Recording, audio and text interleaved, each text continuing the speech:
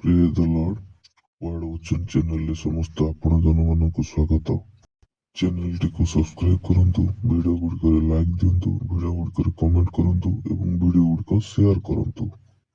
ତେବେ ଆଜି ଆମେ ପବିତ୍ର ବାଇବେଲର ଆଦି ପୁସ୍ତକର ତୃତୀୟ ଅଧ୍ୟାୟର ଷଷ୍ଠତମ ପଦଟି ଆଲୋଚନା ସହିତ ବ୍ୟାଖ୍ୟା କରିବା ପାଇଁ ଯାଉଛନ୍ତି।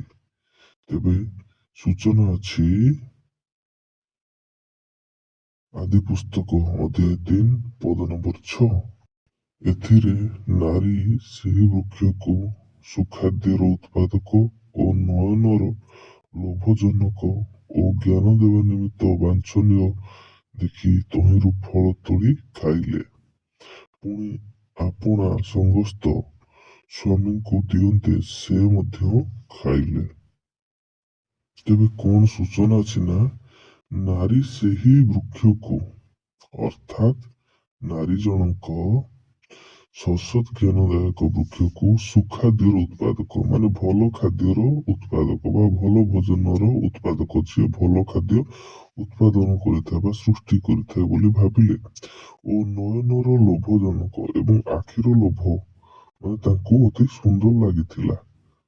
ନାରୀଙ୍କୁ ଅତି ସେ ଫଳ ଗୁଡ଼ିକ ସୁନ୍ଦର ଦେଖାଯାଇଥିଲା ଓ ଜ୍ଞାନ ଦେବା ନିମିତ୍ତ ବାଞ୍ଛନୀୟ ଅର୍ଥାତ୍ ଜ୍ଞାନ ବୁଦ୍ଧି ଦେବା ନିମିତ୍ତ ବାଞ୍ଛନୀୟ ଅର୍ଥାତ୍ ଲୋଭ ସୃଷ୍ଟିକାରୀ କରିଥିଲା ଦେଖି ତହିଁରୁ ଫଳ ତୋଳି ଖାଇଲେ। ତେବେ ଜ୍ଞାନ ଦେବା ନିମିତ୍ତ ବା ଜ୍ଞାନ ପାଇବା ପାଇଁ ବାଞ୍ଛନୀୟ ଦେଖି ଲୋଭ ଦେଖି ଆକୃଷ୍ଟ କରି ତହିଁରୁ ଫଳ ତୋଳି ଖାଇଲେ ଅର୍ଥାତ୍ ବୃକ୍ଷରୁ ଫଳ ତୋଳିକି ନାରୀ ଜଣକ ଖାଇଛନ୍ତି।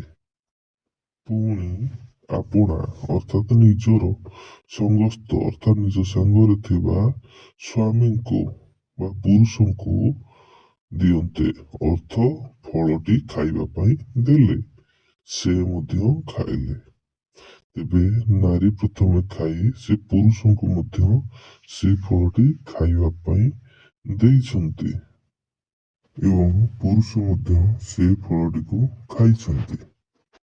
ଏହି ସ୍ତରରେ ସର୍ପର ଖଳ ପ୍ରକୃତି ବା ଖଳ ଚିନ୍ତାଧାରା ଏଠାରେ ସଫଳ ହୋଇଯାଇଅଛି, ଯାହାକି ସର୍ପ ଚିନ୍ତା କରିଥିଲା ଏବଂ ମନ ଭିତରେ ଖଳ ପ୍ରକୃତି ନେଇ ନାରୀଙ୍କୁ ଉସ୍କାଉଥିଲା ବା ପ୍ରେରିତ କରୁଥିଲା, ତାହା ଏଠାରେ ସଫଳ ହୋଇଯାଇଅଛି।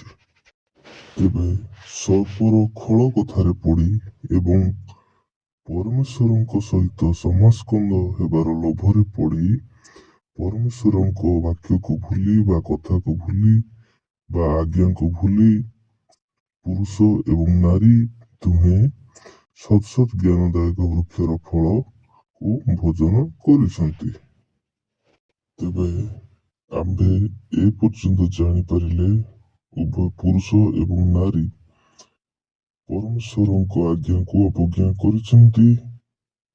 କେବଳ ବାକି ରହିଲା ଦେଖିବା ପାଇଁ ପରମେଶ୍ୱରଙ୍କ ଆଜ୍ଞାକୁ ଅବଜ୍ଞା କରି ପୁରୁଷ ଏବଂ ନାରୀ କେଉଁ ଦଣ୍ଡ ଫଳ ଭୋଗୁଛନ୍ତି ବା କେଉଁ ଅସୁବିଧାରେ ପଡୁଛନ୍ତି। କଥାରେ ଅଛି ପର କଥାରେ ଘର ଭାଙ୍ଗେ, ଠିକ୍ ସେମିତି ଏଠାରେ ସର୍ପ କଥାରେ ପଡ଼ି ମଧ୍ୟ ମନୁଷ୍ୟ ପରମେଶ୍ୱରଙ୍କ ଆଜ୍ଞାକୁ ଭୁଲି ଯାଇଅଛି। ଏବେ ଏଠାରେ ଅତି ଚମତ୍କାର ଭାବେ ଆଦି ପୁସ୍ତକର ତୃତୀୟ ଅଧ୍ୟାୟର ଷଷ୍ଠତମ ପଦଟି ଆଲୋଚନା ହୋଇ ବ୍ୟାଖ୍ୟା ହୋଇଯାଇଅଛି। ତେବେ ସମସ୍ତ ଆପଣ ଜନମାନଙ୍କୁ ଧନ୍ୟବାଦ।